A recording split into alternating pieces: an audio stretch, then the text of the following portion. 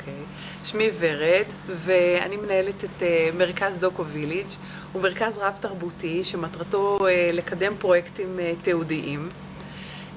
הפרויקט המרכזי של מרכז דוקו ויליג' הוא כיתות אמן בינלאומיות, והם החלו אתמול בערב. זה פרויקט שמתקיים פעם ראשונה בישראל, בעולם יש מעט מאוד פרויקטים כאלה. הוא מכוון לסטודנטים מצטיינים לקולנוע וטלוויזיה, שבאו לכאן כדי לפתח את הפרויקט התיעודי הבא שלהם. אנחנו יושבים בתוך תרשיחא, מרכז דוקו ויליג' יושב בתוך תרשיחא.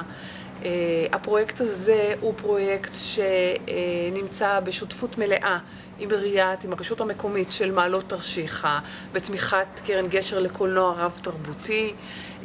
זה בכלל לא דבר מובן מאליו, בטח לא בימים כאלה שפרויקטים מתמוטטים וקורסים בתוך תעשיית הקולנוע.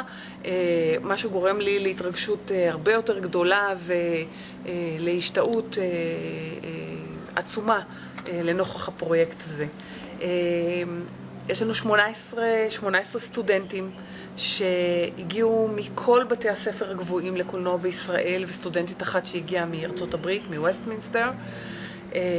יש לנו צוות נפלא של מנטורים, 4 מנטורים. בראשם עומד פרופסור רם לוי. פרופסור רם לוי הוא חתן פרס ישראל לתקשורת.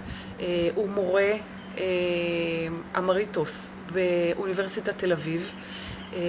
ותיק, אחריו עשרות סרטי דרמה ודוקומנטרי בבימויו. סואה ערף היא תסריטאית ובימאית, תסריטאית של עץ הלימון, של הכלה הסורית, סרטים זוכי פרסים בעולם. הסרט האחרון שהיא בימה, הסרט הדוקומנטרי, הוא הסרט שנקרא נשות החמאס. הגיע אלינו אתמול בבוקר הישר מדוחה.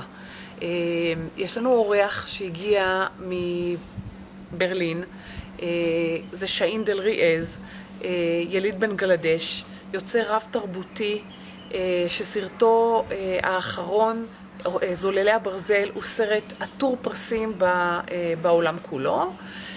וצעיר המנטורים הוא דני רוזנברג, שנחשב לנסיך בתעשייה הדוקומנטרית. סרטו הקצר סוסיה הוא סרט שזכה בפסטיבלים רבים מאוד בעולם ב-2011. לכבוד לנו שהוא צעיר המנטורים שלנו. מודה לך מאוד, ושיהיה בהצלחה. תודה רבה.